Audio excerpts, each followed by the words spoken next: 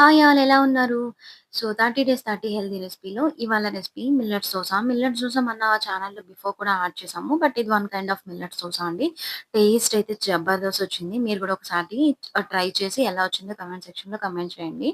నేనైతే దీనికోసం ఒక 1 glass of little millets use చేశాను. ఈశ్వ ప్లాంట్ బేస్డ్ యూజ్ చేశాను నేనైతే.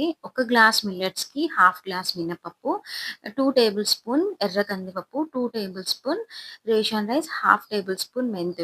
సో, ఎర్ర కందిపప్పుని మసూర్ దాల్ అంటారు. సో, మీరు నార్మల్ కందిపప్పు ఆర్ పెసరపప్పు ఏదో ఒకటి యాడ్ చేసుకోవచ్చు ఒక పప్పు న్యూట్రిషన్స్ కోసం. సో, చూపిస్తున్నట్లుగా మంచిగా మిల్లెట్స్‌ని నానబెట్టండి. 5 అవర్స్ మినిమమ్ 4 అవర్స్ సరిపోతుంది.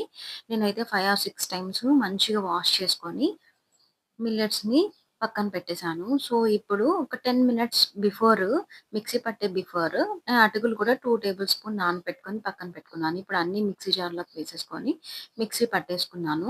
చూడండి మార్నింగ్ లేచేసరికి మంచిగా ప్రోబయోటిక్స్ యాడ్ అయ్యి మంచిగా ఫర్మెంటేషన్ అయింది.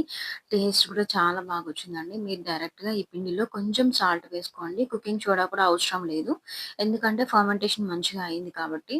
సో, మీరు ఎంత స్ప్రెడ్ చేస్తే అంత పలుచగా కూడా వస్తుంది దోస విరగకుండా. చాలా బావుంది టేస్ట్. నేనైతే ఎప్పుడు రొటీన్‌గా పల్లి పచ్చడి, టమాటా పచ్చడి అలా కాకుండా నేను ఆల్ సీడ్స్ మిక్స్ చేసి పౌడర్ యాడ్ చేసుకున్నాను. లైక్ ఆల్ సీడ్స్ అంటే తెలుసు కదా! సీడ్ సైకిల్ అంటే తెలియని వాళ్ళు లేరిప్పుడు. So, like sesame seeds, pumpkin seeds, sunflower seeds, flax seeds, కొంచెం కరివేపాకు యాడ్ చేశాను. Thanks for watching. Please do check it out.